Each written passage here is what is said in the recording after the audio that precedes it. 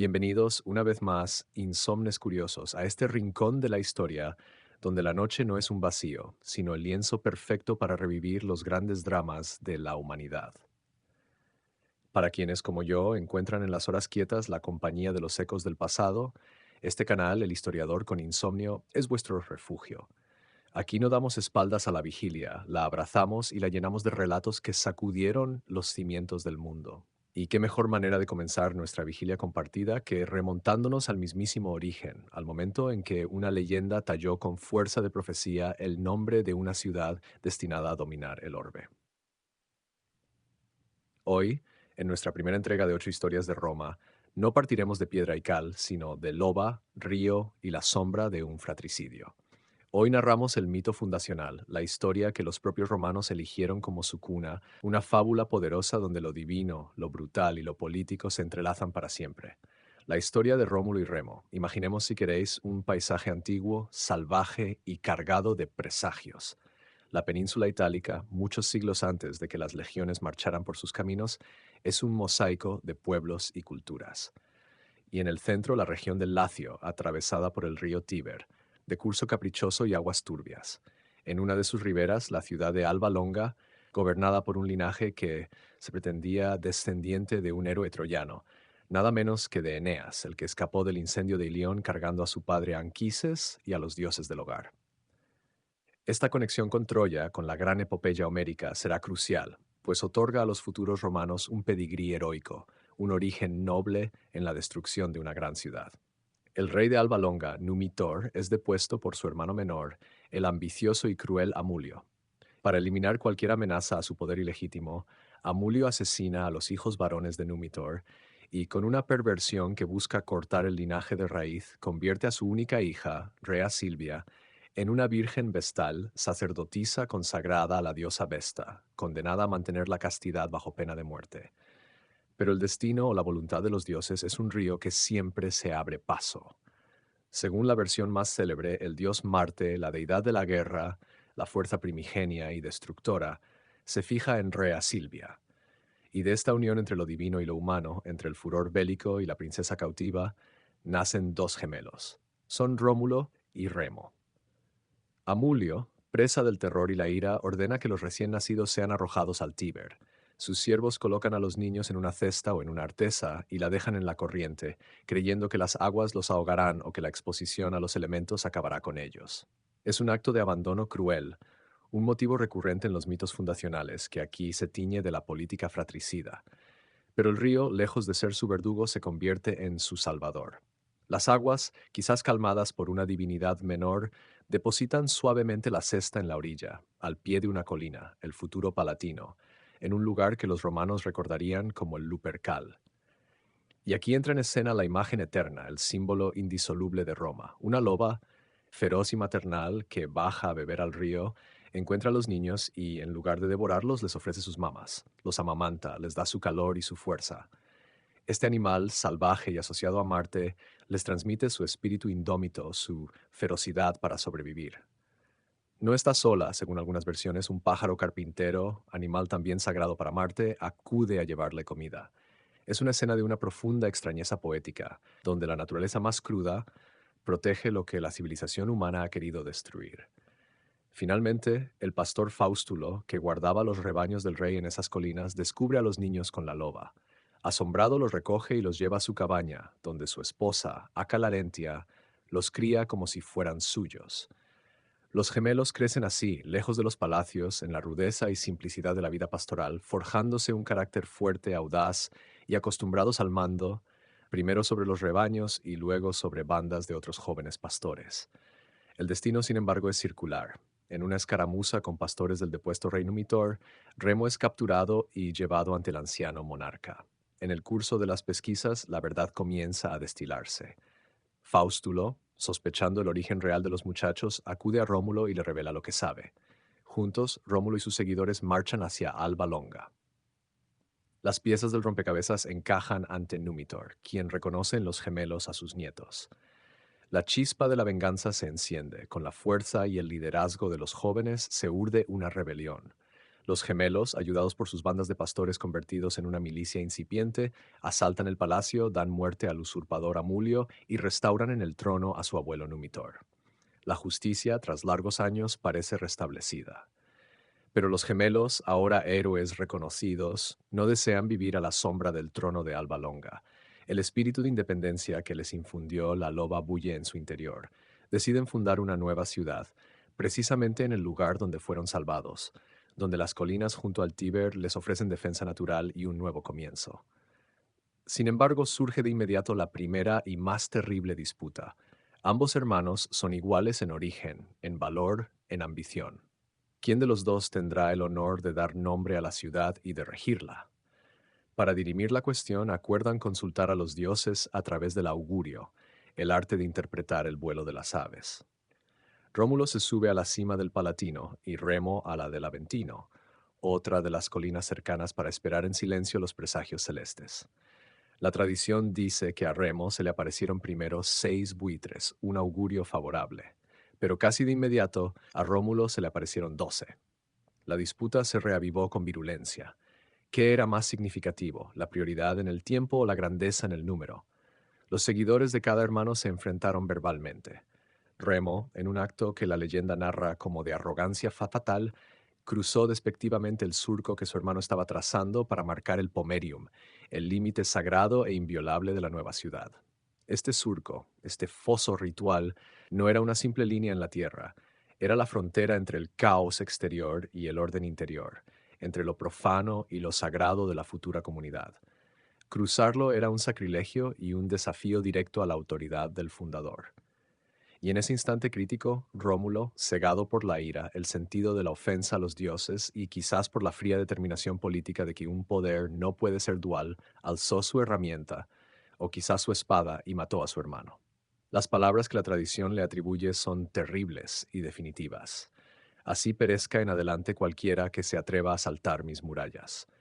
Con este acto de violencia fraternal, la ciudad nace manchada de sangre familiar. Rómulo entierra a su hermano con honores, pero no vacila. La fundación es un acto único y suyo.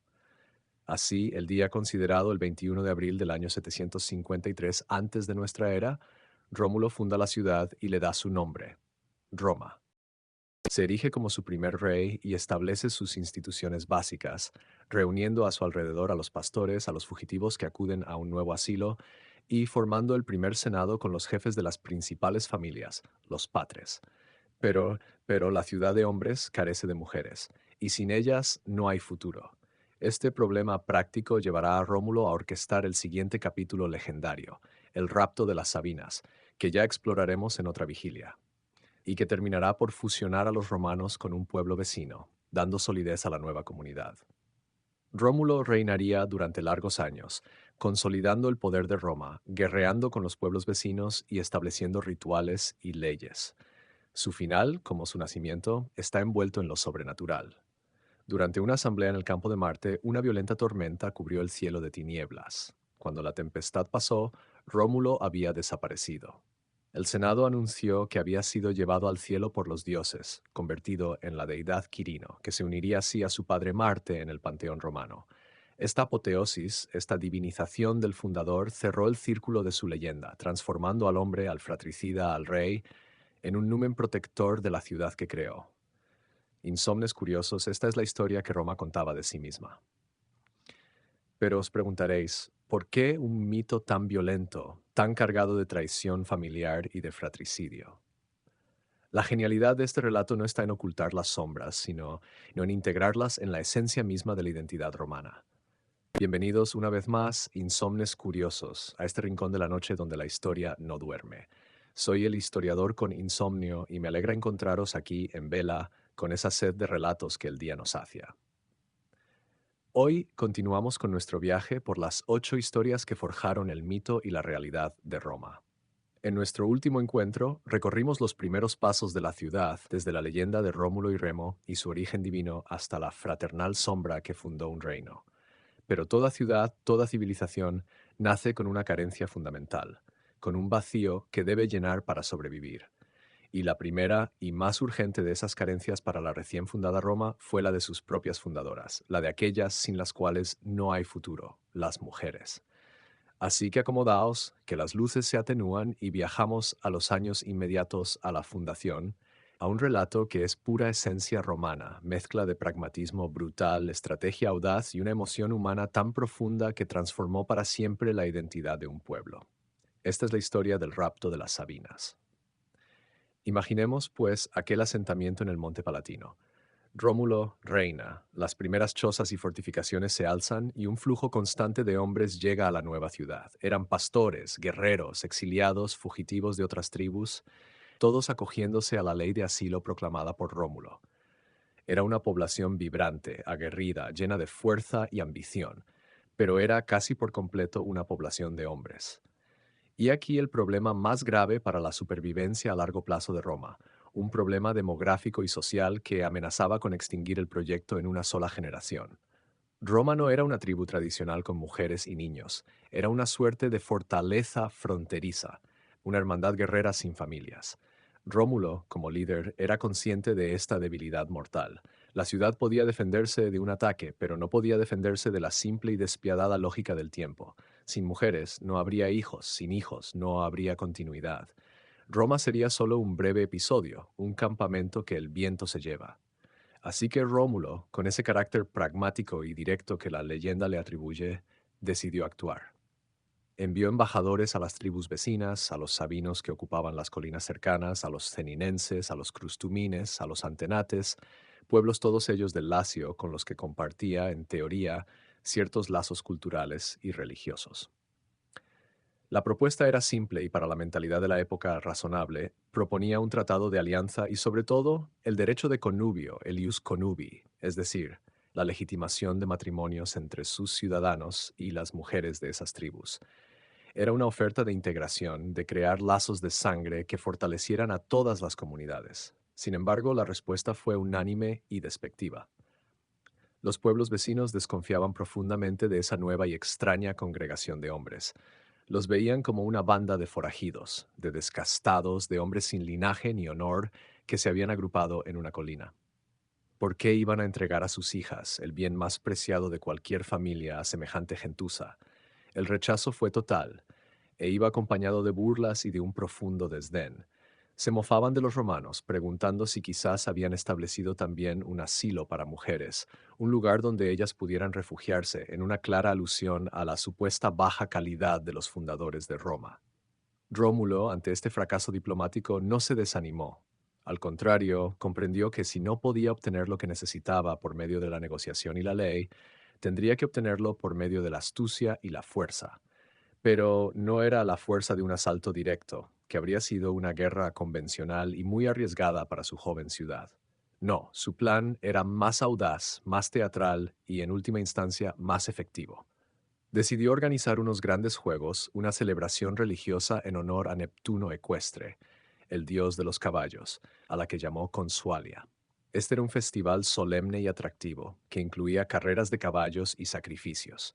Y para este festival Rómulo extendió una invitación cordial y abierta, no solo a los sabinos, el pueblo más cercano y poderoso, sino a todas las tribus de los alrededores, incluyendo, por supuesto, a aquellas que habían rechazado su propuesta de matrimonio. Era una invitación a la paz, a la celebración conjunta, a compartir pan y espectáculo. Y funcionó. La curiosidad, el deseo de ver la nueva ciudad, la atracción por los juegos y quizás una cierta condescendencia hicieron que muchos aceptaran la invitación.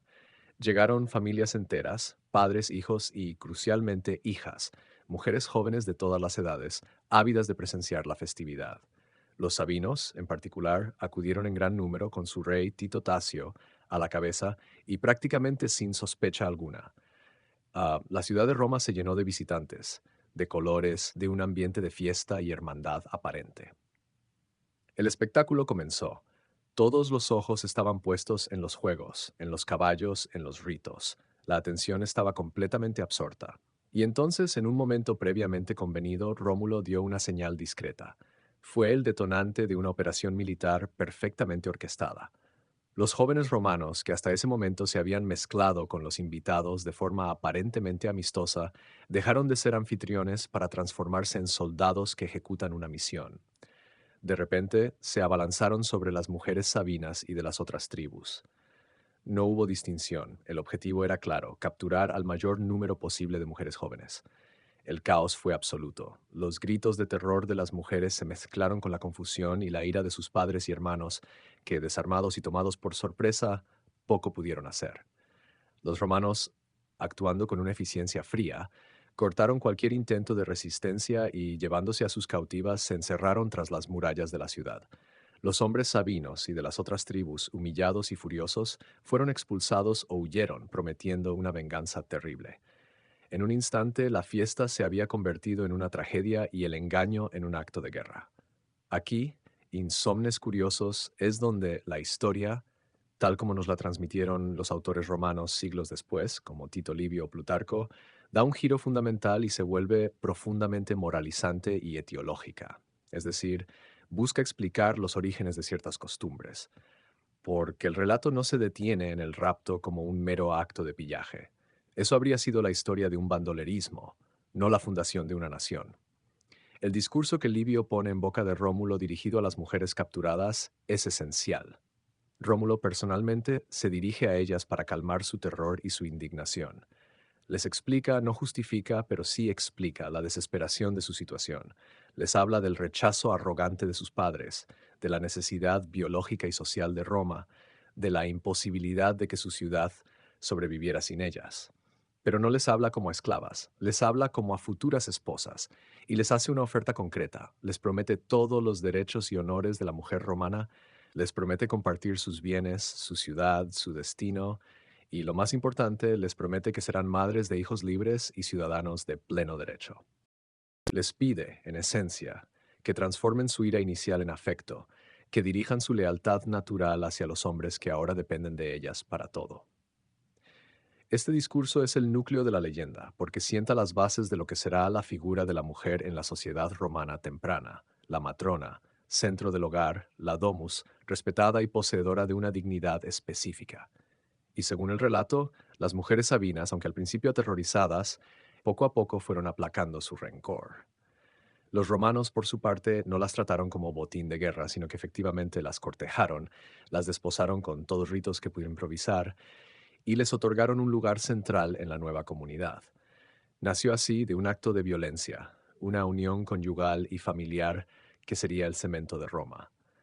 Pero la historia, por supuesto, no podía terminar aquí. La afrenta exigía respuesta. Los pueblos vecinos, liderados por los ofendidos seninenses, crustumines y antenates, declararon la guerra a Roma. Fueron campañas breves, según la tradición, porque Rómulo las resolvió con contundencia, derrotando y anexionando a cada uno de estos pueblos. La estrategia del rapto parecía haber funcionado a la perfección. Roma tenía mujeres y había ampliado su territorio. Sin embargo, quedaba el rival más formidable, el más poderoso y el más directamente agraviado, los sabinos. Los sabinos, bajo el mando del anciano y experimentado rey Tito Tasio, prepararon un ejército serio. Y aquí la leyenda introduce un nuevo elemento de traición femenina, pero con un motivo noble. La fortaleza romana, el Capitolio, estaba al mando de un comandante llamado Espurio Tarpeyo. Su hija, Tarpeya, fascinada por los brazaletes de oro que llevaban los guerreros sabinos, les prometió abrirles las puertas de la ciudadela a cambio de lo que llevaban en sus brazos izquierdos, refiriéndose, por supuesto, a esos brazaletes. Los sabinos accedieron, pero una vez dentro, en lugar de darle las joyas, la aplastaron con sus escudos que también llevaban en el brazo izquierdo, cumpliendo la letra de su promesa de una forma mortífera. Esta trágica anécdota da nombre a la Roca Tarpeya, desde donde más tarde se arrojaría a los traidores. Con el Capitolio en su poder, los sabinos y los romanos se enfrentaron en la batalla decisiva en el valle que luego sería el Foro Romano. La lucha fue encarnizada, con héroes por ambos bandos. Se cuenta que el líder sabino, llamado Metius Curtius, quedó atrapado en una ciénaga y casi perece, dando nombre al lago Curtius en el Foro. Del lado romano, Rómulo mismo luchaba con bravura. La batalla estaba en un punto muerto, terriblemente sangrienta, sin un vencedor claro. Y entonces, en el momento climático del relato, ocurrió la intervención que lo cambió todo.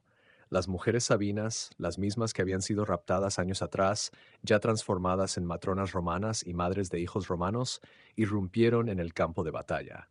No lo hicieron despeinadas o histéricas, sino con una solemnidad y dignidad terribles.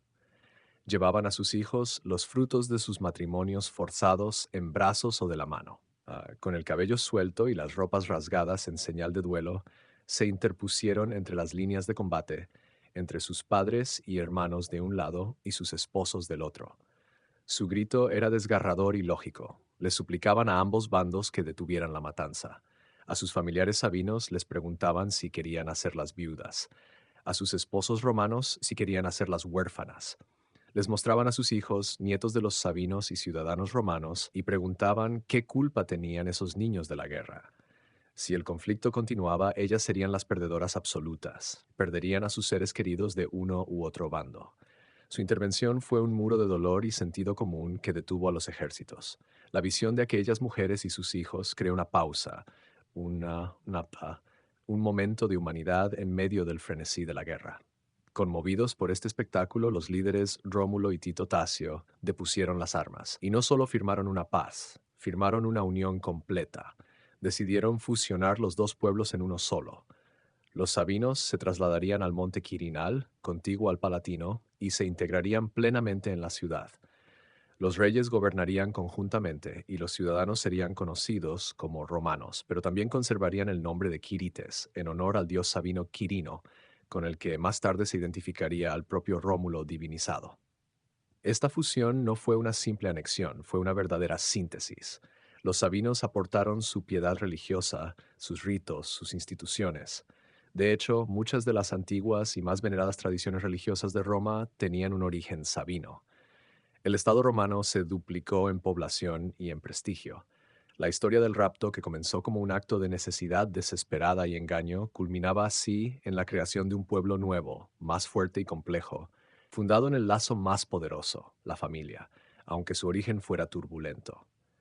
Insomnes, esta leyenda, como todas las grandes leyendas, es un espejo de las preocupaciones y valores de quienes la contaron. Los romanos de la época republicana e imperial no veían en este relato una mancha originaria de la que avergonzarse, sino todo lo contrario. La veían como una demostración pragmática y audaz de su voluntad de sobrevivir y crecer. Explicaba por qué Roma no era un pueblo étnicamente puro, sino una mezcla desde su mismo origen. Justificaba la importancia central de la familia y el respeto a la matrona, y sobre todo mostraba cómo de un conflicto violento podía surgir una unidad más fuerte, una lección que Roma aplicaría una y otra vez en su expansión, integrando a los vencidos en su sistema. El rapto de las Sabinas no es una historia de amor al uso, es una historia sobre los orígenes a menudo oscuros y complejos de una comunidad, sobre cómo la necesidad cruda puede dar paso a instituciones duraderas y sobre cómo las mujeres en el corazón del conflicto se alzaron como las artífices finales de la paz y la fusión que harían de Roma no la ciudad de un solo hombre o un solo clan, sino el comienzo de un mundo. Y con esta unión forjada a fuego y lágrimas, Roma estaba lista para dar sus siguientes pasos, pasos que la llevarían a enfrentarse no con vecinos, sino con monarcas, y a transitar del reino hacia un sistema nuevo, la República. Pero eso, queridos insomnes, es materia para otra noche de historias. Descansad si podéis y recordad, la historia siempre está despierta.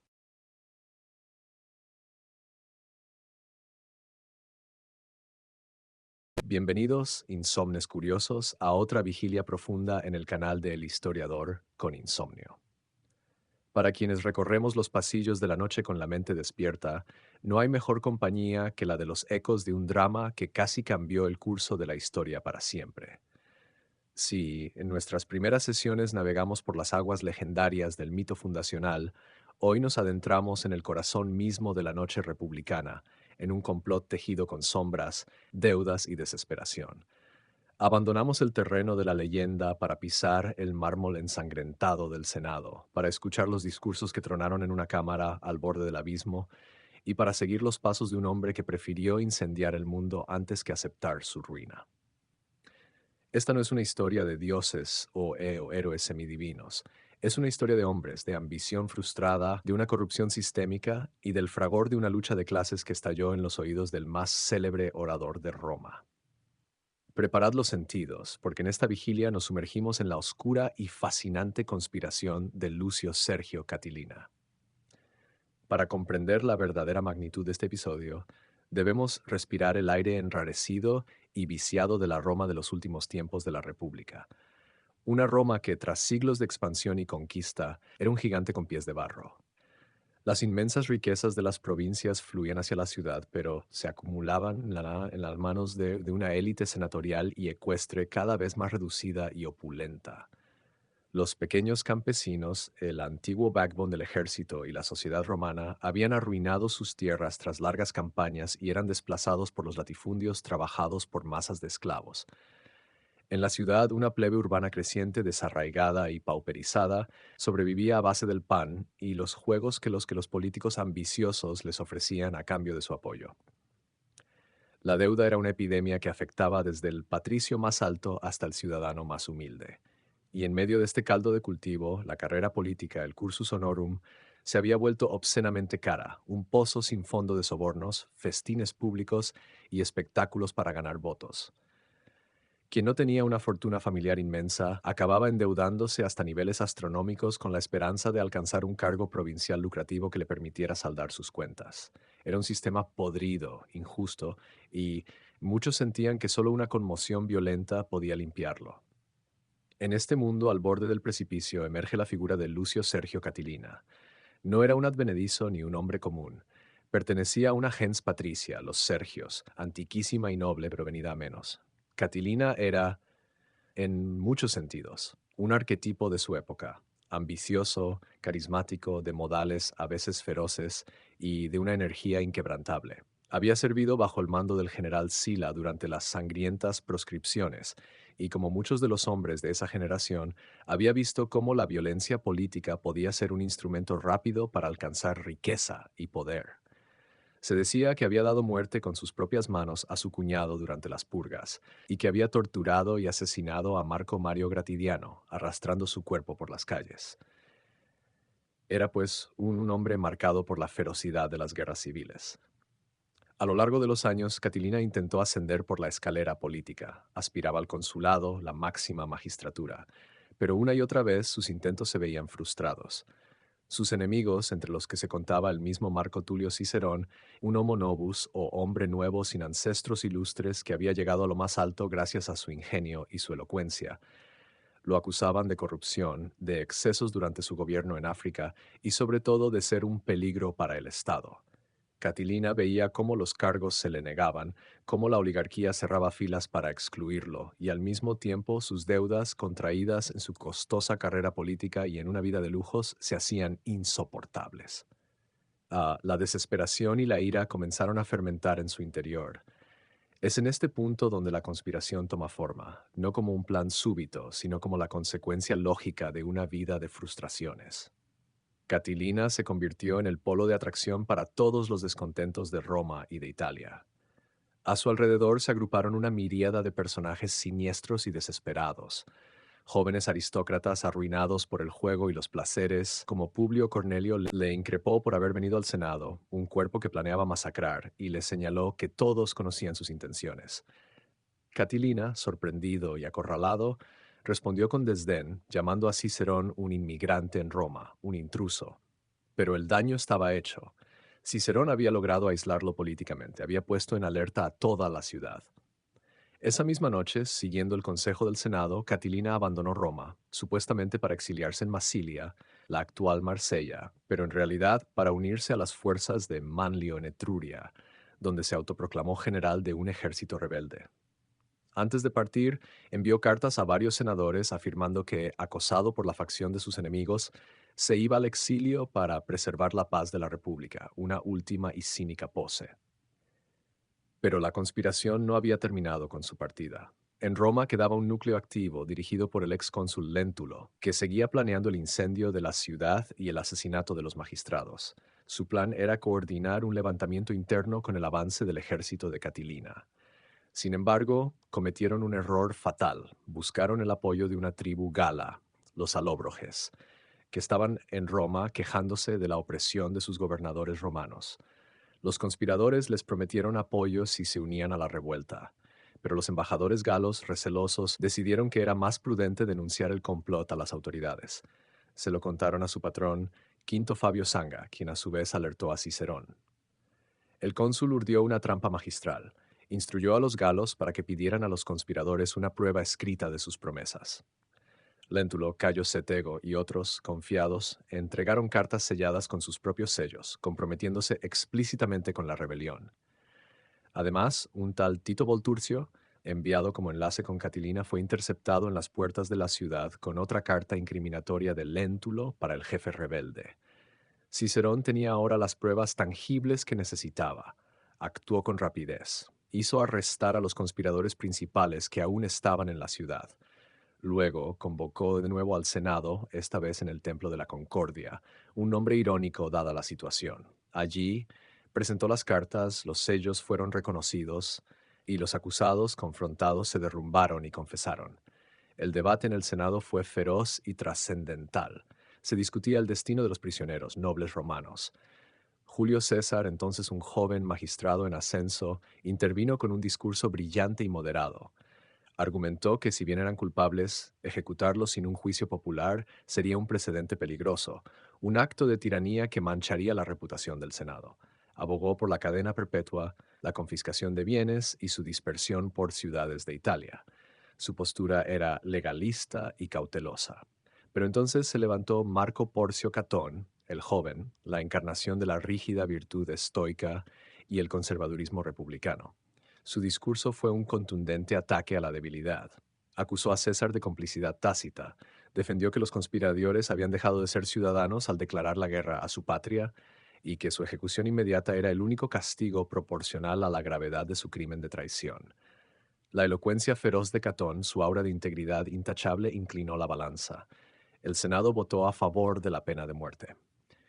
Esa misma noche, sin esperar al amanecer, Cicerón, ejerciendo su autoridad como cónsul, llevó a los prisioneros a las profundidades de la cárcel mamertina, el Tullianum, una mazmorra húmeda y oscura.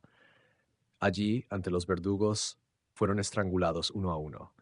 Publio Lentulus Sura, el ex cónsul, fue el primero, luego los demás. Cicerón, tras supervisar la ejecución, salió a las calles silenciosas y solo pronunció una palabra a la multitud expectante. Vixerunt. Han vivido. Era un eufemismo solemne para anunciar su muerte. Mientras tanto, en Etruria, el ejército consular, dirigido finalmente por el otro cónsul, Cayo Antonio, aunque el mando efectivo lo llevaba su legado Marco Petrello, se enfrentó a las fuerzas de Catilina y Manlio, cerca de Pistoria. Los rebeldes, aunque motivados, eran inferiores en número y equipamiento. Sabiendo que era su última batalla, Catilina y sus hombres lucharon con la desesperación de los condenados. La tradición cuenta que Catilina, tras haber animado a sus tropas, cargó en primera línea hacia las cohortes consulares, luchando cuerpo a cuerpo hasta caer lejos de su campamento, rodeado de los cadáveres de los enemigos que había matado. Su muerte fue tan violenta y decidida como había sido su vida. Su ejército fue aniquilado. Ningún conspirador se rindió, todos prefirieron morir luchando. La rebelión había sido aplastada. Cicerón fue aclamado como el salvador de la patria. Se le otorgó el título de Pater Patriae, padre de la patria. Pero su victoria no fue sin sombras. La ejecución sumaria de ciudadanos romanos sin derecho a apelación ante el pueblo, por más justificada que pareciera en el momento, sería un arma que sus enemigos, especialmente Julio César y los populares, usarían contra él en el futuro. Lo acusarían de haber actuado de forma tiránica. La propia represión de la conspiración demostró que las instituciones republicanas estaban tan frágiles que solo una acción ejecutiva extralegal, como la de Cicerón, podía salvarlas. Un precedente peligroso que otros, como César, observarían. La conspiración de Catilina no fue más que un síntoma brutal de la enfermedad que consumía la República. La desigualdad obscena, la corrupción del sistema político, la violencia latente como instrumento de la política. Catilina, el hombre que quiso quemarlo todo, fracasó. Pero solo unos años después, las guerras civiles entre César y Pompeyo, y luego entre Octavio y Marco Antonio, lograrían lo que él no pudo, acabar con la República para siempre, dando paso al imperio. Así que, insomnes curiosos, recordad esta historia cuando la noche os parezca demasiado quieta. A veces, los silencios más profundos preceden a las tormentas más feroces. Y a veces, la palabra, como la de Cicerón, puede ser un arma más poderosa que la espada, aunque solo retrase lo inevitable. Bienvenidos, insomnes curiosos, de nuevo a la vigilia. Soy el historiador con insomnio y es un placer ver que la noche os encuentra aquí. con los ojos abiertos, buscando ese relato que ilumine las sombras del pasado.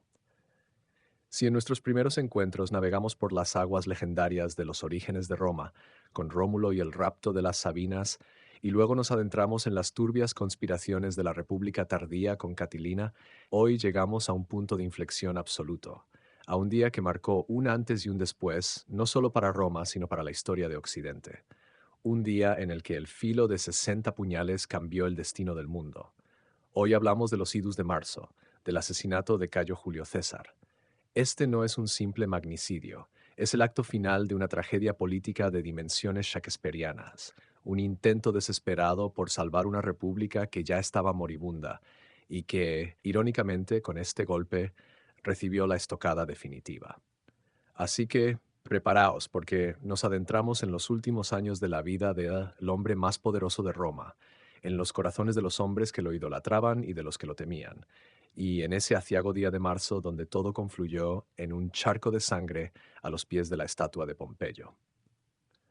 Para entender por qué César fue asesinado, debemos alejarnos del simple relato de la traición y la ambición y sumergirnos en la compleja crisis de la República Romana a mediados del siglo I antes de Cristo.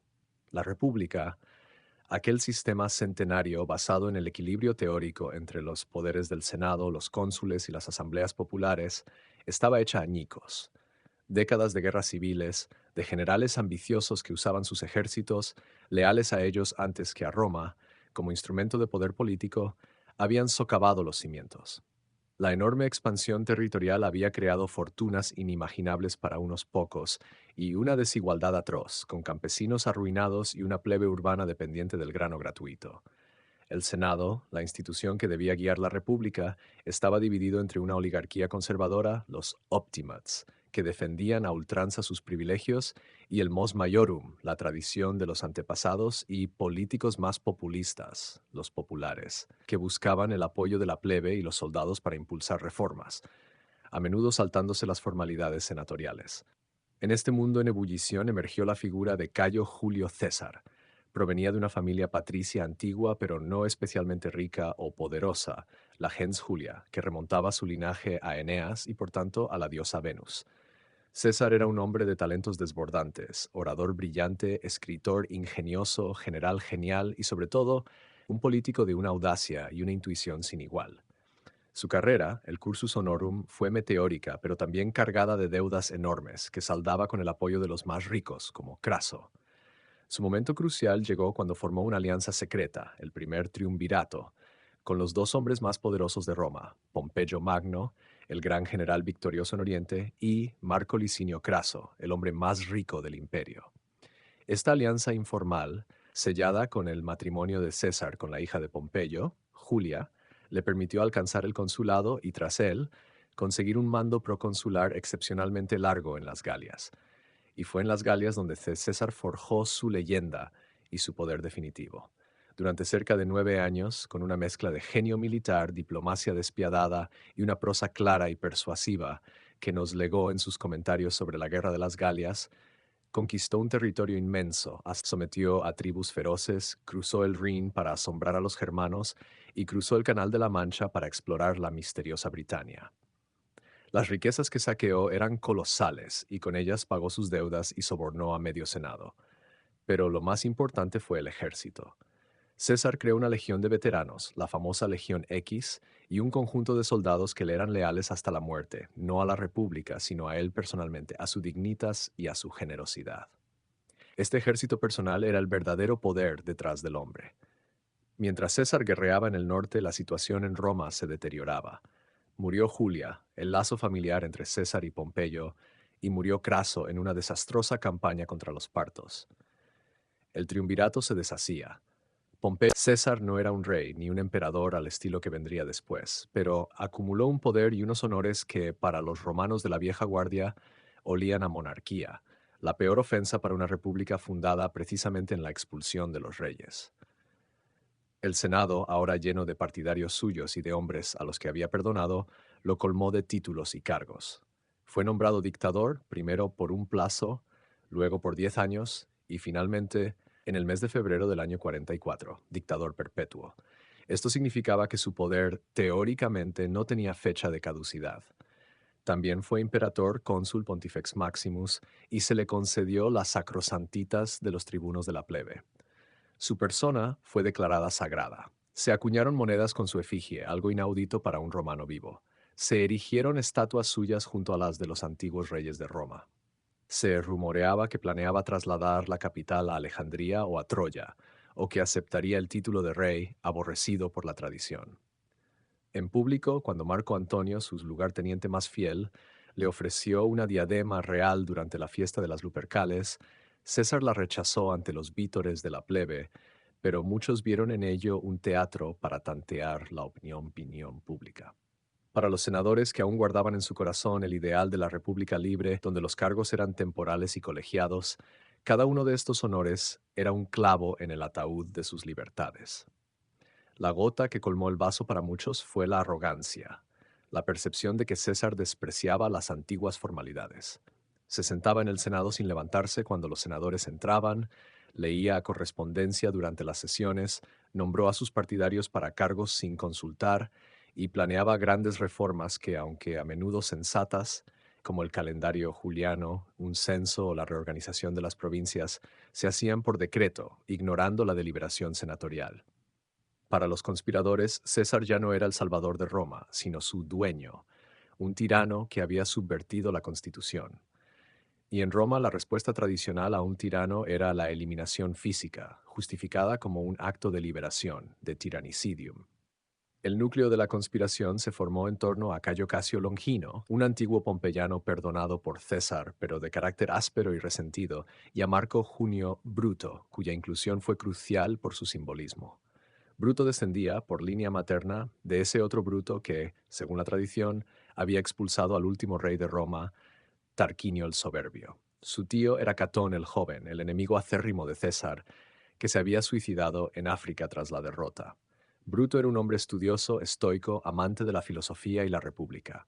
Aunque César había sido amante de su madre Servilia, y se rumoreaba incluso que podía ser su hijo biológico, César lo había perdonado tras Farsalia y le había dado cargos importantes. Para los conspiradores, tener a Bruto era tener la encarnación viva de la tradición republicana. La conspiración creció lentamente, reclutando a unos 60 senadores de diversas facciones, muchos de ellos antiguos enemigos perdonados por César. Curiosamente excluyeron a Marco Antonio, considerándolo un hombre fuerte y leal a César, y demasiado ambicioso y peligroso. Su plan era simple: matar a César en el Senado, un lugar simbólico donde la muerte del tirano restablecería la autoridad de la institución. El día elegido fueron los idus, es decir, el día 15 de marzo, cuando el Senado se reuniría en la curia de Pompeyo, un edificio anexo al teatro que el difunto Pompeyo había construido. En los días previos hubo presagios, o al menos así los contaron después los historiadores para dramatizar el evento. Se dijo que los pájaros de mal agüero rondaban, que la esposa de César, Calpurnia, tuvo sueños aterradores, que un adivino le había advertido a César que se cuidara de los idus de marzo. Incluso se contó que la mañana del día fatal, César encontró en su casa a un esclavo que tenía una tablilla con la denuncia de la conspiración, pero no llegó a leerla por la multitud.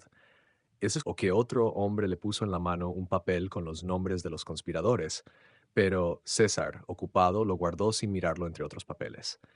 La historia gusta de estos detalles que hacen inevitable lo que ya sucedió.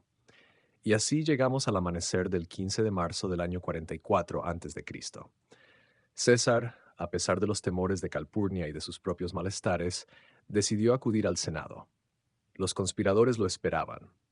Marco Antonio, como temían, lo acompañaba, pero lograron retenerlo a la entrada con una conversación para que no entrara como guardaespaldas. César penetró en la curia, se sentó en su silla de oro. Los conspiradores se acercaron como para presentarle una petición. Tulio Cimbro, uno de ellos, le agarró la toga por el cuello. Era la señal. Casca, nervioso, fue el primero en atacar, asestándole una puñalada en el cuello. César, sorprendido, se giró y le gritó en latín: «Casca, villano, ¿qué haces?». Entonces el grupo se abalanzó. César, intentando defenderse con su stilus, el punzón para escribir, fue acuchillado una y otra vez. La tradición, magnificada por Suetonio y sobre todo por Shakespeare, cuenta que al ver entre sus asaltantes a Bruto, a quien consideraba casi un hijo, pronunció en griego la lengua de la educación, las palabras Kaisu, Teknon, tú, tú también, hijo mío. Y entonces, cubriéndose la cabeza con la toga, cayó a los pies de la estatua de Pompeyo, su antiguo rival, ahora vengado. Recibió 23 puñaladas, aunque probablemente solo una o dos fueron mortales. El silencio y el pánico se apoderaron del recinto. Los conspiradores, los liberadores, salieron corriendo, blandiendo sus puñales ensangrentados y gritando a la confundida multitud que habían matado al tirano, que la libertad estaba restaurada. Pero el pueblo de Roma no estalló en júbilo, sino en un murmullo de confusión y miedo. Los asesinos, esperando ser aclamados como héroes, se refugiaron en el Capitolio, atrincherados, mientras Marco Antonio astutamente recogía el cuerpo de César y su testamento y comenzaba a maniobrar. Porque este es el gran punto irónico y trágico del asesinato de César. Los conspiradores, encabezados por Bruto y Casio, eran idealistas en cierto modo. Creían que al eliminar al tirano, la república resucitaría por sí sola como por arte de magia, que el Senado y las instituciones recuperarían su antigua autoridad. Pero cometieron varios errores garrafales. Primero, no tuvieron un plan para después, no tomaron el poder de inmediato, no arrestaron a los principales partidarios de César, como Marco Antonio o Lépido. Segundo, subestimaron completamente el afecto que la plebe romana y sobre todo los veteranos de César tenían por su líder. Y tercero, no contaron con la astucia política de Marco Antonio. Cuando Antonio leyó en público el testamento de César, donde dejaba a cada ciudadano romano una suma de dinero y donaba sus jardines al pueblo, y cuando mostró su toga ensangrentada y destrozada por las puñaladas en el funeral, la emoción popular estalló en ira contra los asesinos. La plebe incineró el cuerpo de César en el foro, y el caos se desató. Los liberadores tuvieron que huir de Roma. Lejos de restaurar la República, su acto desencadenó la última y definitiva guerra civil. Por un lado, Marco Antonio y Lépido, lugartenientes de César; por otro, el joven y frío sobrino nieto de César, su heredero designado en el testamento, Cayo Octavio, el futuro Augusto. Y por otro, los asesinos Bruto y Casio, que reunieron un ejército en Oriente. La alianza entre Octavio y Antonio, el segundo triunvirato, se selló con proscripciones sangrientas que hicieron parecer la clemencia de César como un sueño lejano. El final de la historia republicana llegó en la doble batalla de Filipos, en Macedonia, donde los ejércitos de Antonio y Octavio derrotaron a los de Bruto y Casio. Ambos conspiradores se suicidaron, conscientes de que su causa estaba perdida. Bruto, antes de morir, según se dice, pronunció palabras que resonan con la tragedia de su gesto. Virtud, no eres más que un nombre. Así, el asesinato de César, destinado a salvar la República, la mató para siempre. Abrió el camino a una nueva forma de gobierno, el Principado de Augusto, que, bajo una fachada republicana, concentró todo el poder en una sola persona, el emperador. Los idus de marzo, por tanto, no son el último acto de la República, sino el primer acto del imperio. El puñal de Bruto, en su intento de restaurar el pasado, cavó la tumba definitiva de ese pasado y alumbró, de la manera más violenta y paradójica, el futuro. La historia nos recuerda, insomnes curiosos, que las acciones con las mejores intenciones pueden tener las peores consecuencias, y que el curso del tiempo rara vez puede revertirse con un simple acto de violencia, por simbólico que sea. Hoy hemos vivido esa hora crucial en la curia de Pompeyo. En nuestra próxima vigilia, bajaremos a los sótanos de la historia, a los rumores y las llamas, cuando hablemos del gran incendio de Roma y de la figura enigmática y terrible del emperador Nerón. Hasta entonces, que vuestras noches estén libres de presagios y vuestros sueños, si es que los tenéis, sean pacíficos. Buenas noches.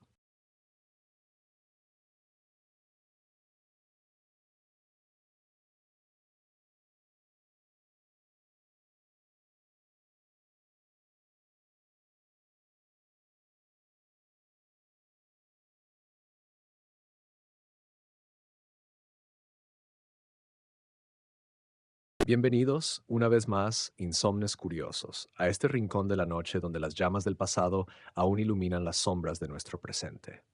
Para quienes, como yo, recorremos las horas quietas con la mente en vela, el canal del historiador con insomnio es ese lugar donde los ecos de los grandes dramas humanos resuenan con claridad. En nuestras vigilias anteriores, Hemos explorado conspiraciones que estremecieron la República y mitos que fundaron una ciudad. Hoy, sin embargo, nos adentramos en un territorio diferente, en una catástrofe que consumió el corazón mismo del mundo conocido y que, desde las cenizas, levantó una de las figuras más complejas y vilipendiadas de la historia. Una historia donde el fuego, la rumorología y la persecución se entrelazan de forma inextricable, donde la verdad se perdió entre el humo y la propaganda. Acompañadme en esta vigilia, mientras nos transportamos a un verano sofocante del siglo I, a una Roma abarrotada de madera y mármol, y al trono de un emperador artista, un joven cuyo nombre se convertiría en sinónimo de crueldad y locura. Hoy, en nuestra quinta entrega, contemplamos las llamas que devoraron la ciudad eterna y nos preguntamos por el hombre que las vio arder. Hoy narramos el gran incendio de Roma y la enigmática figura de Nerón. Para comprender la magnitud del evento y el peso de las acusaciones, debemos primero situarnos en el paisaje de Roma en el año 64 de nuestra era. Imaginen una metrópoli de más de 1 millón de almas, un laberinto abigarrado y caótico. La Roma imperial era una ciudad de contrastes violentos. Majestuosos templos de mármol, basílicas imponentes y palacios se alzaban junto a inmensas extensiones de barrios populares, las insulae, edificios de apartamentos de varios pisos, construidos con rapidez y materiales endebles, madera, ladrillo y argamasa amontonados en callejuelas estrechas y tortuosas. Era una ciudad seca después del verano, con depósitos de mercancías inflamables, talleres de carpinteros, tenderetes de mercado, un polvorín urbano en el que un simple descuido podía tener consecuencias devastadoras. Y gobernando este coloso, un joven emperador de apenas 26 años, Nerón Claudio César Augusto Germánico. Hijo de Agripina la Menor, una mujer de férrea ambición, Nerón había ascendido al trono tras la muerte de su tío y padrastro Claudio, en circunstancias bastante oscuras. Sus primeros años de gobierno, guiados por su tutor, el filósofo Séneca, y el prefecto del pretorio, Burro, fueron descritos como moderados, incluso prometedores. Pero con el tiempo, Nerón comenzó a mostrar su verdadera naturaleza, o al menos la que sus enemigos le atribuirían. Amante apasionado de las artes, especialmente del canto y la poesía, deseaba ser reconocido como un artista, no solo como un gobernante. Para la aristocracia senatorial esto era una aberración, una vergüenza. Un emperador que se subía a un escenario, que competía en certámenes, que actuaba en papeles trágicos, era visto como un histrión degradante, un monstruo que invertía el orden natural. Este desprecio mutuo entre el príncipe y la vieja nobleza será el telón de fondo contra el que se interpretará cualquier evento, especialmente una tragedia. Y la tragedia llegó en la noche del 18 de julio. El incendio comenzó, según nos cuenta el historiador Tácito, cuya narrativa es nuestra fuente más equilibrada y valiosa, en la zona del Circo Máximo, en los puestos y almacenes que rodeaban el graderío, llenos de mercancías y materiales combustibles. El fuego encontró allí un alimento perfecto y, avivado por un viento fuerte, se propagó con una velocidad aterradora. No se detuvo en callejones, saltó de manzana en manzana, devoró todo a su paso. Las llamas, describen las fuentes, se movían en oleadas como un enemigo vivo y estratégico. Duró 6 días y 7 noches interminables. Finalmente, cuando parecía controlado, estalló de nuevo en una zona distinta, en los terrenos de un tal Tigelino, lo que alimentó de inmediato las sospechas de un origen malicioso. Cuando el infierno cedió, el panorama era dantesco. De los 14 distritos de la ciudad, 3 habían sido reducidos completamente a escombros humeantes. En otros 7 solo quedaban restos calcinados de edificios. Solo 4 distritos habían escapado a la destrucción. Miles de personas perecieron asfixiadas o quemadas al no poder escapar del laberinto en llamas. Innumerables más quedaron sin hogar, refugiándose en los campos abiertos, en los panteones de la Vía Apia, en cualquier espacio libre. El patrimonio cultural e histórico sufrió pérdidas incalculables. Templos antiquísimos, como el de Júpiter Capitolino, que guardaba reliquias de la monarquía, ofrendas de siglos, ardió; el hogar de las vírgenes vestales, el templo de la luna, el altar y el santuario de Hércules, innumerables obras de arte griegas, registros históricos, leyes antiguas, todo se perdió en el voraz incendio. Y aquí es donde surge la figura de Nerón, y con ella el enigma histórico y la leyenda negra. ¿Qué hizo el emperador mientras Roma ardía? Las fuentes, todas posteriores y escritas por autores con una clara animadversión hacia su dinastía, nos ofrecen dos relatos que han fusionado en la memoria colectiva. Por un lado, Tácito, el más serio, relata que Nerón, que se encontraba en Antium, su ciudad natal, al enterarse regresó de inmediato a Roma, y allí, lejos de quedarse impasible, organizó personalmente las labores de rescate y socorro. Abrió el campo de Marte, los monumentos de Agripa, incluso sus propios jardines, para acoger a los desplazados. Hizo traer provisiones de Ostia y de ciudades vecinas y bajó el precio del grano para evitar el hambre. Estas no son acciones de un demente indiferente, sino de un gobernante que, al menos en el momento del desastre, intentó cumplir con su deber. Sin embargo, el mismo Tácito, y sobre todo Suetonio y Dion Casio, añaden una capa de rumor y escándalo que ha perdurado para siempre. Cuentan que Nerón, subido a la torre de Mecenas, contempló el incendio y, vestido con ropaje de actor, cantó un poema épico sobre la caída de Troya, acompañándose de su lira, mientras la ciudad se consumía.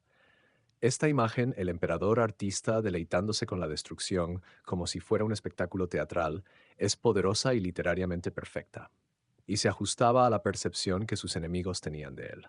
¿Ocurrió realmente? Es muy improbable. El poema sobre la caída de Troya, si lo cantó, pudo haber sido en privado en días posteriores, y la malicia pública lo trasladó al momento mismo del incendio, transformando un acto de sensibilidad artística mórbida en una monstruosa indiferencia. Pero el rumor prendió con más fuerza que las propias llamas. Y luego está el asunto de la reconstrucción. Tras el fuego, Nerón presentó un nuevo plan urbano: calles más anchas y rectas, límites a la altura de los edificios, uso predominante de piedra en las fachadas, patios interiores, porticados y una regulación estricta de los depósitos de materiales inflamables. Era un plan moderno y sensato, destinado a evitar futuras catástrofes. Además, se apropió de una vasta extensión de terreno en el corazón de la ciudad, arrasado por el fuego, para construir su gigantesca y opulenta residencia, la Domus o la Casa Dorada. Este palacio, con sus pórticos de más de 1 kilómetro de largo, sus lagos artificiales, sus jardines con rebaños de animales, sus salas recubiertas de oro y perlas, y una colosal estatua de sí mismo como el dios Sol, fue la gota que colmó el vaso. Para el pueblo que había perdido todo, y para la aristocracia cuyas propiedades habían sido expropiadas, era la prueba evidente de que Nerón había querido limpiar el terreno para sus propios lujos megalómanos. La frase que se le atribuye de que por fin podía vivir como un ser humano selló su fama de egoísta y despreciable.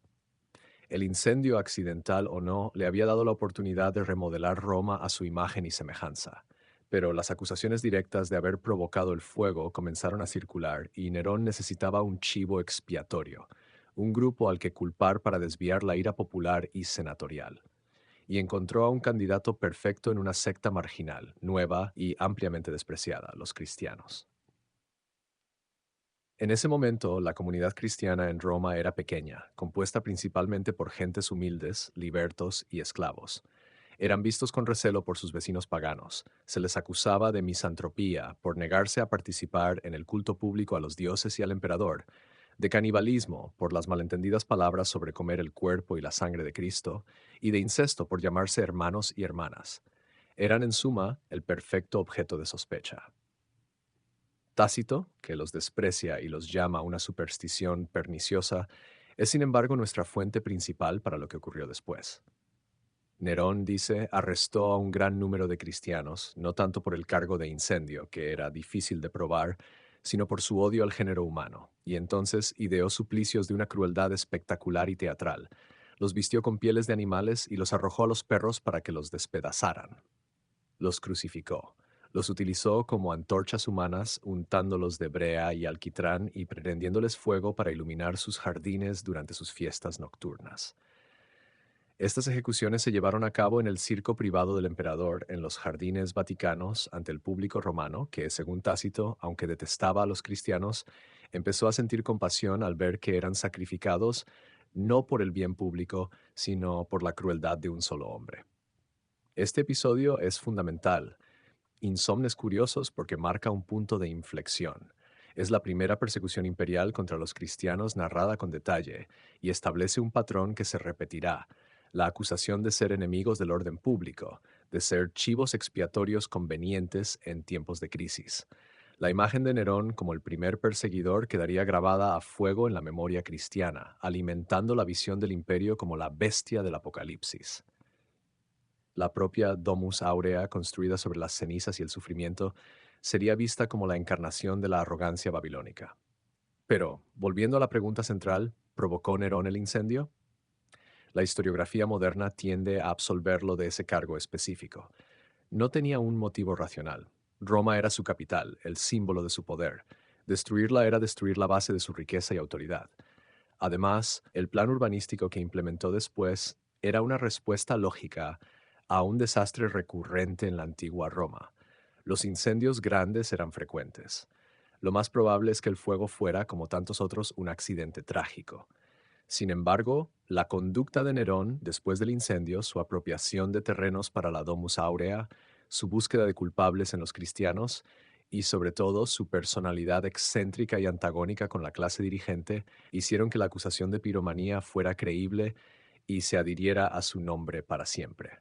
Él mismo, con su amor por lo espectacular y lo dramático, alimentó la leyenda.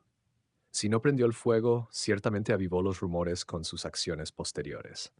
El gran incendio de Roma, por tanto, es mucho más que una catástrofe natural. Es un crisol donde se funden la historia, la propaganda, la religión y la psicología de un hombre complejo. Es el momento en que la ciudad antigua muere para dar a luz en parte a una ciudad más moderna. Es el momento en que un emperador pasa de ser un gobernante controvertido a un arquetipo de tirano cruel y loco.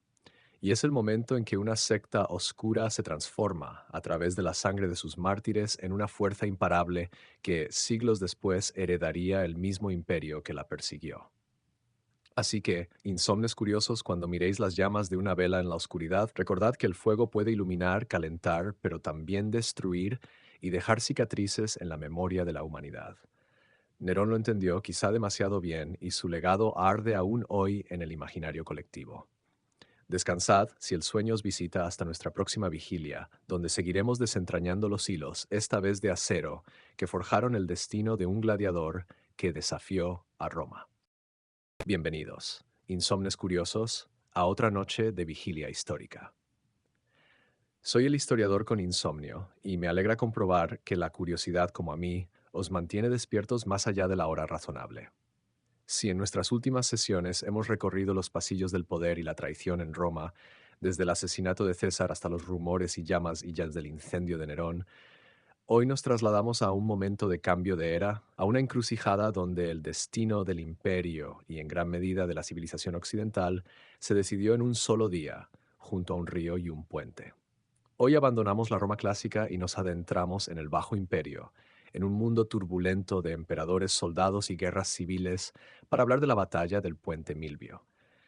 Pero esta no es solo una batalla más. Es el momento en que, según la tradición, un símbolo celestial se cruzó en el camino de un general ambicioso y cambió el rumbo de la historia para siempre.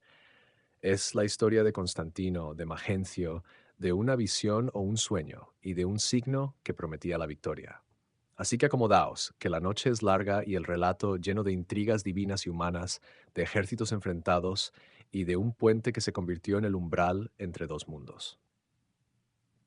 Para comprender la trascendencia de la batalla del Puente Milvio, debemos situarnos en uno de los periodos más caóticos y sangrientos de la historia romana, la crisis del siglo III y su prolongada sombra en el cuarto.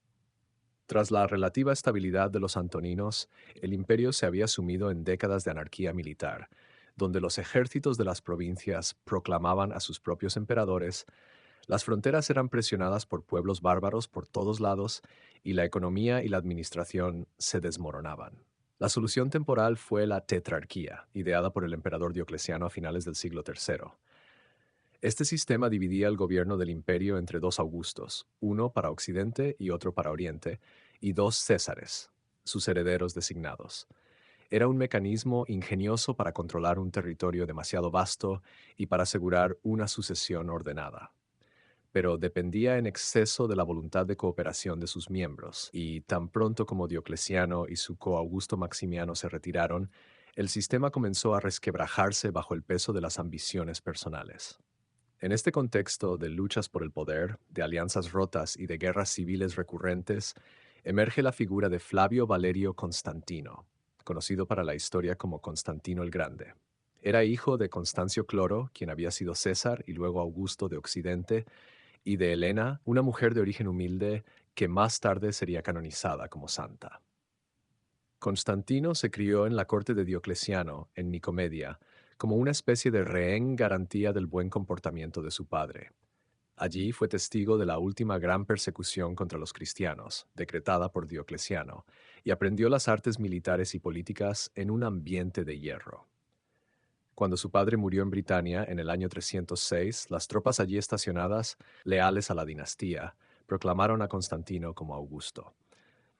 Pero su legitimidad no fue reconocida por los otros miembros de la tetrarquía, sumergiéndolo de lleno en el juego de tronos imperial. Por otro lado, en Roma se encontraba Marco Aurelio Valerio Magencio, hijo del antiguo Augusto Maximiano.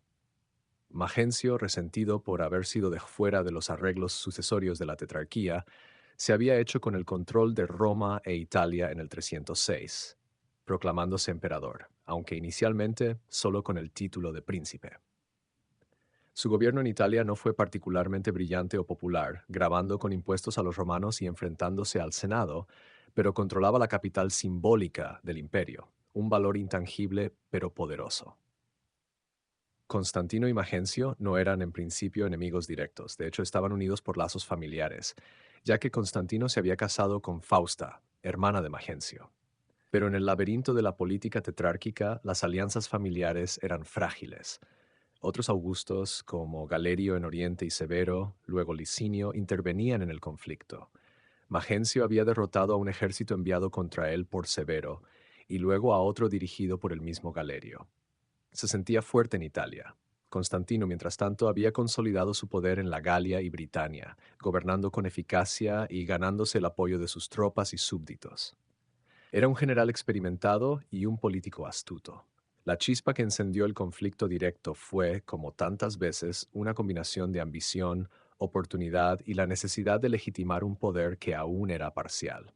La noche anterior a la batalla, que tendría lugar el 28 de octubre del año 312, ocurrió algo que marcó la psique del emperador y, según las fuentes, el destino de la contienda. Las versiones varían en los detalles, pero coinciden en lo esencial. El historiador cristiano Lactancio, tutor del hijo de Constantino y contemporáneo a los hechos, relata que Constantino fue instruido en un sueño para que hiciera marcar el escudo de sus soldados con un signo celestial, el Lavarum, que consistía en una letra X atravesada por una P estilizada, las dos primeras letras de la palabra Cristo en griego, el llamado crismón, y que obedeciendo hizo pintar ese signo en los escudos antes de la batalla. Eusebio de Cesarea, el gran historiador eclesiástico que conoció a Constantino personalmente y escribió su biografía, ofrece una versión aún más dramática. Cuenta que Constantino, mientras marchaba con su ejército y reflexionaba sobre la potencia de los dioses paganos que apoyaban a Magencio, dirigió una oración al Dios Supremo pidiendo ayuda. Entonces, hacia el mediodía, vio en el cielo sobre el sol una cruz de luz con las palabras en griego entutnica, que significa con este signo vencerás. Tanto él como todo su ejército quedaron atónitos. Esa misma noche, Cristo se le apareció en sueños con el mismo signo y le ordenó que lo usara como protección en todos los combates contra sus enemigos.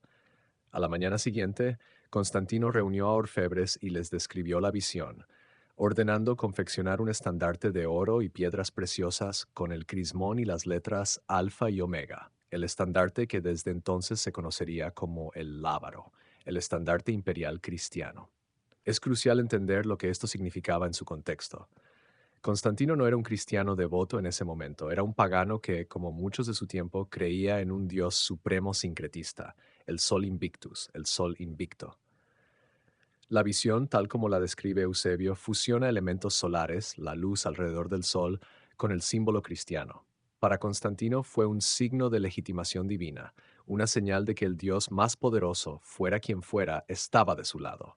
No fue una conversión teológica instantánea, fue lo que los historiadores llaman acto de interpretatio cristiana de un fenómeno que él pudo entender dentro de su propio marco mental. Ordenar pintar el crismón en los escudos no era bautizar a su ejército, era un acto de superstitio, un rito de protección mágica, un amuleto de escala masiva para asegurar la victoria. Pero las consecuencias de ese acto, consciente o no, serían monumentales. Con este signo, real o legendario, en sus escudos y estandartes, el ejército de Constantino se desplegó en la orilla norte del Tíber, frente al ejército de Magencio, que había cruzado por el puente de Pontones y se había formado con el río a su espalda, una posición terrible desde el punto de vista táctico, pues eliminaba cualquier posibilidad de retirada ordenada. La batalla comenzó. La caballería de Constantino, quizás más móvil y mejor dirigida, cargó contra los flancos de Magencio. La infantería se enzarzó en un combate feroz en el centro. Las fuentes describen una lucha encarnizada, pero la ventaja táctica y la moral parecían inclinarse pronto del lado de Constantino. Sus veteranos galos, impulsados quizás por la confianza en el nuevo talismán de su líder, presionaron con fuerza. En un momento dado, la línea de Magencio comenzó a ceder, a retroceder.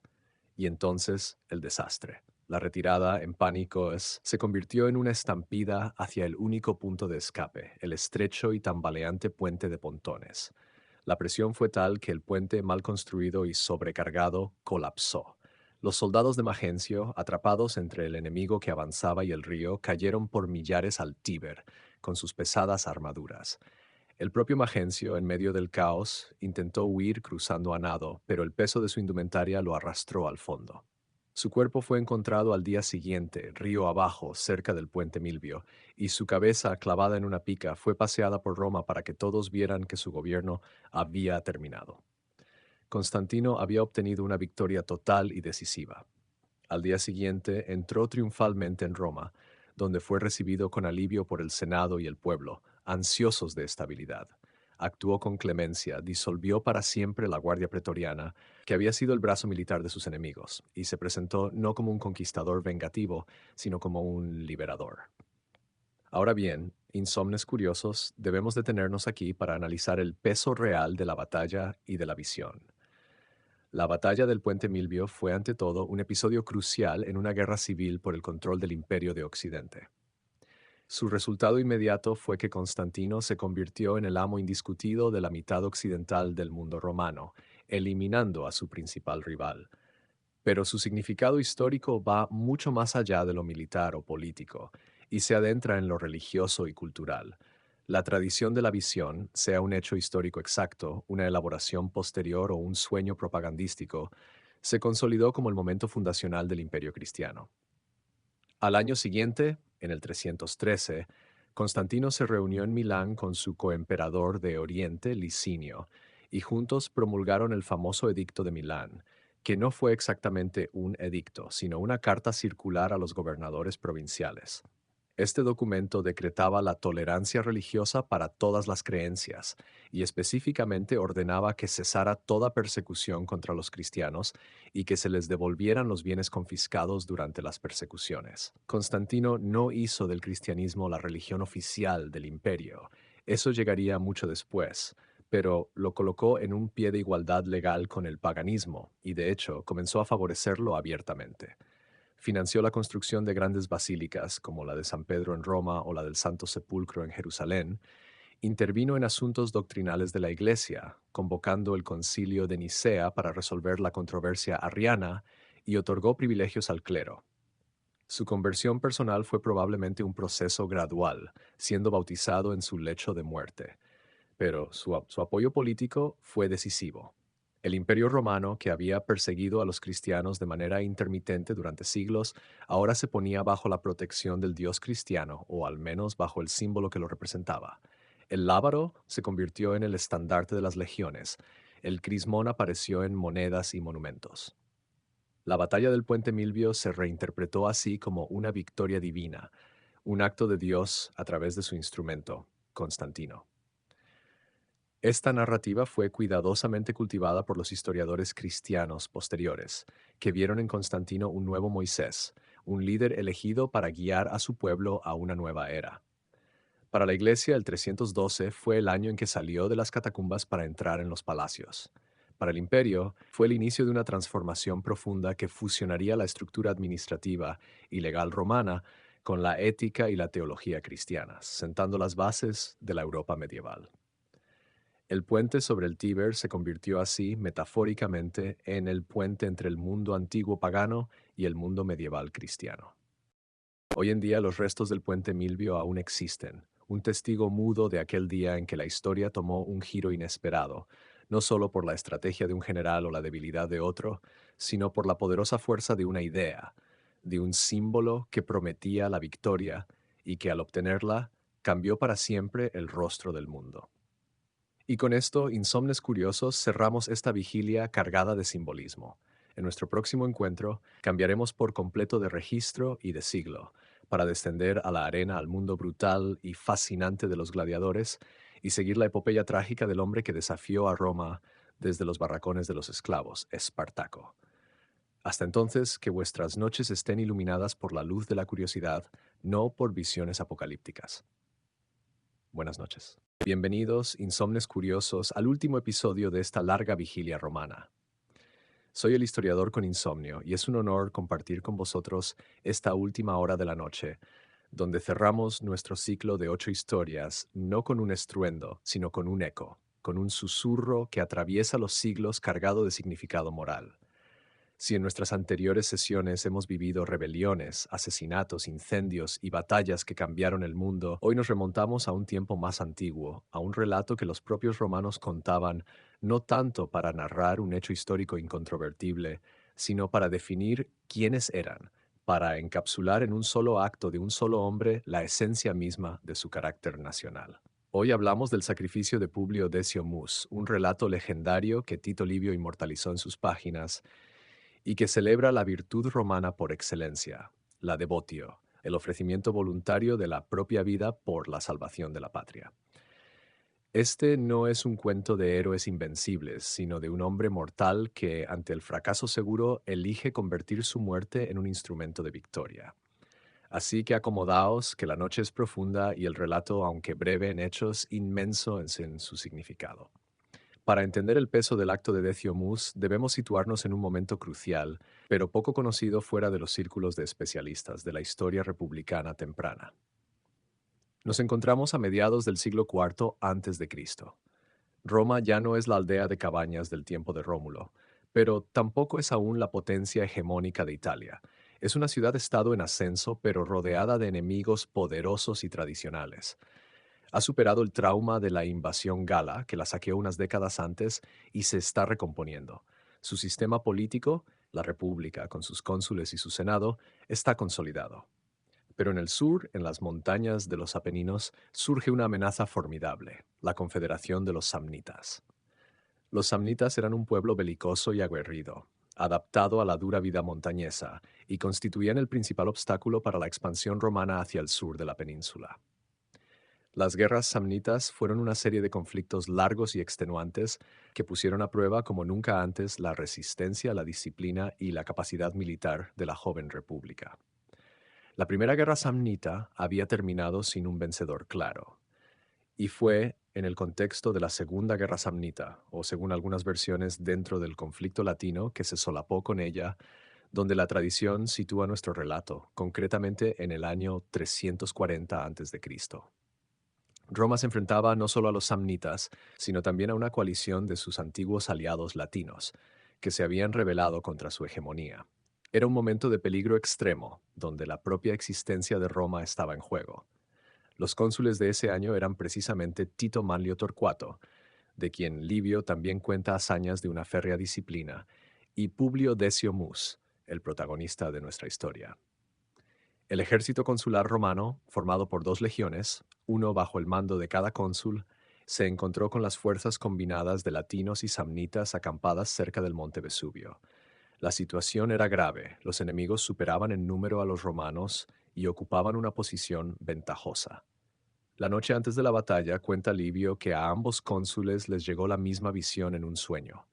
Una figura de aspecto sobrehumano y majestuoso se les apareció y les anunció que de un bando moriría el general y del otro perecería todo el ejército, que la victoria estaba asignada a aquel cuyo líder se consagrara a sí mismo y a las legiones enemigas a los dioses del inframundo. Al amanecer, los cónsules se reunieron, compartieron el extraño sueño y decidieron que si las señales del sacrificio, la exta de los animales examinados por los augures, confirmaban la visión, aquel de los dos cuyo flanco comenzara a ceder primero sería el que realizaría el acto de devoción. El ejército se desplegó, Manlio al mando del ala derecha, Decio de la izquierda. La batalla del Vesubio comenzó. El combate fue feroz y parejo durante un tiempo, pero luego, en el ala izquierda, donde comandaba Decio Mus, la situación se volvió crítica. La primera línea romana, los Hastati, jóvenes soldados, comenzó a flaquear bajo la presión del enemigo. Fue entonces cuando Decio Mus, recordando el sueño y el acuerdo, llamó al pontífice Marco Valerio. Y aquí entramos en el meollo del ritual, en la solemne y terrorífica ceremonia de la devotio. La devotio no era un simple acto de valentía suicida, era un ritual religioso preciso, un contrato sagrado entre el general, el Estado romano y los dioses. El pontífice, vestido con la toga pretexta, presentó a Decio la fórmula sagrada que debía pronunciar. Decio, a su vez, se vistió con la toga ceremonial, la toga pretexta, se cubrió la cabeza con un velo y, subiéndose sobre una lanza para ser visible para todos, pronunció las palabras que consagraban su vida. La fórmula, tal como la transcribe Livio, es sobrecogedora. Decio invocaba a Jano, Júpiter, Marte, Quirino, a los dioses indígenas y a los dioses del inframundo, los manes, y a la diosa Tierra, Teius. Les ofrecía en expiación por la destrucción del ejército enemigo a las legiones y auxiliares de los latinos y los samnitas, junto con él mismo. Se declaraba devotus, consagrado, como víctima expiatoria para la destrucción de los enemigos de Roma.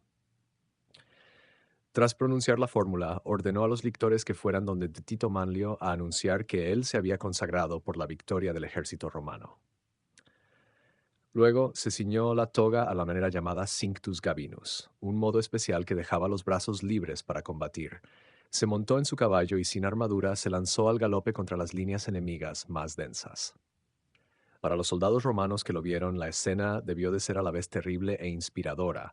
Su general, transformado en una figura sacra y maldita, a un fantasma vivo cabalgando hacia su perdición segura. Para el enemigo, al principio, debió de parecer un acto de locura, pero pronto se extendió la sensación de que algo sobrenatural ocurría. Los latinos y samnitas intentaron abrirse paso para evitar tocar a aquel hombre marcado por los dioses, pero Decio, buscando conscientemente la muerte, se abrió paso entre ellos hasta que, acribillado por los proyectiles, cayó del caballo. Su cuerpo quedó tendido en el campo de batalla. Pero el efecto de su sacrificio no fue meramente psicológico, según la leyenda, fue mágico y real. En el mismo instante en que Decio Mus murió, la suerte de la batalla cambió por completo. El pánico, dice Livio, se apoderó del ejército latino. Sus líneas que antes avanzaban empezaron a tambalearse. Los soldados romanos, por su parte, lejos de desmoralizarse, se llenaron de un furor sagrado, de una certeza de que la victoria les estaba asegurada por el precio pagado por su cónsul. Era como si la muerte de Decio hubiera liberado una energía divina que debilitaba a los enemigos y fortalecía a los romanos. Tito Manlio, al mando del ala derecha, supo aprovechar el momento, arengó a sus tropas recordándoles el sacrificio de su colega y ordenó una carga total. El ejército latino y samnita se desintegró, fue perseguido y masacrado. La victoria romana fue absoluta.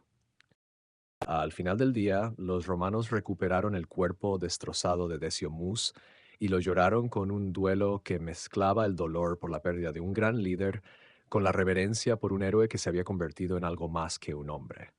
Su muerte no había sido en vano, había comprado con su sangre la salvación de la República. Ahora, insomnes curiosos, debemos hacer una pausa y preguntarnos, ¿qué hay de histórico en todo esto? Es muy probable que el relato de la devotio de Decio Mus, como nos llega, sea en gran parte legendario, una elaboración posterior de los analistas y de Livio para ejemplificar un ideal. Pero el ritual de la devotio en sí mismo era muy real y estaba documentado en los libros sagrados de los pontífices romanos. Era un mecanismo religioso de último recurso, una forma extrema de pietas, de deber religioso, donde el individuo, normalmente un magistrado con imperium como un cónsul, ofrecía su vida a los dioses infernales a cambio de la victoria.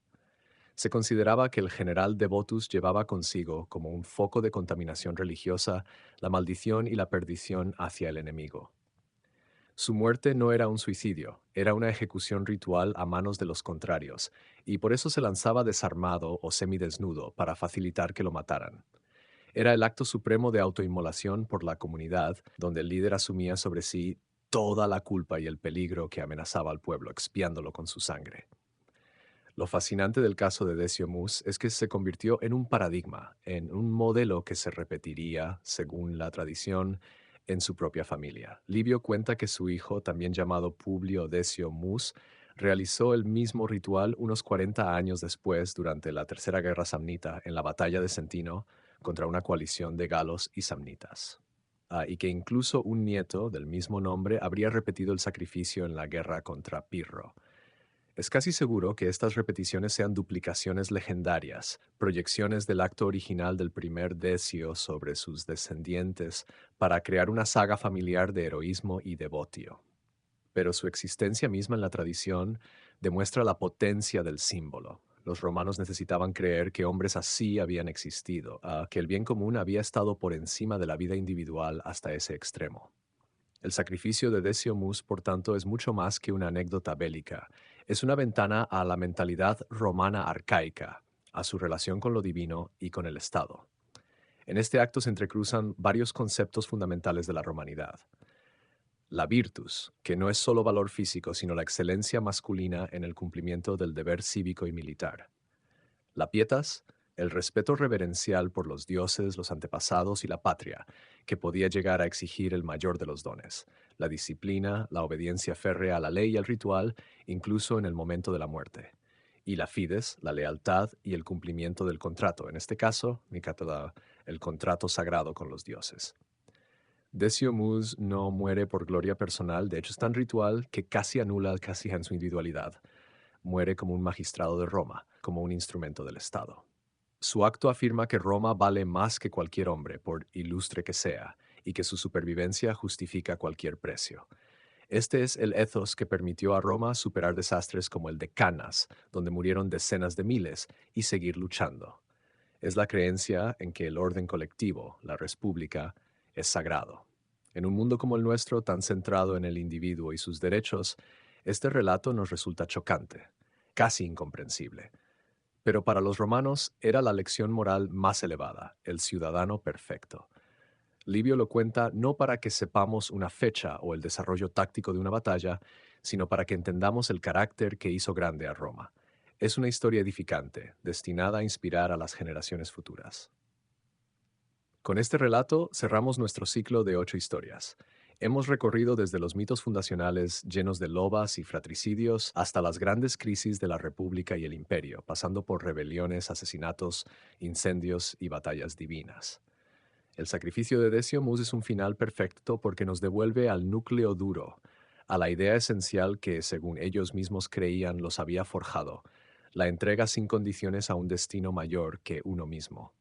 Agradezco que hayáis permanecido despiertos en esta larga travesía por la historia de Roma. Espero que estas historias hayan alimentado vuestra curiosidad insomne y os hayan hecho ver que el pasado no es un sitio remoto, sino un paisaje lleno de ecos que aún resuenan en nuestro presente. Hasta la próxima vigilia, en otro tiempo, en otro lugar. Que vuestras noches estén llenas de preguntas y vuestros sueños, si al fin llegan, de respuestas fascinantes.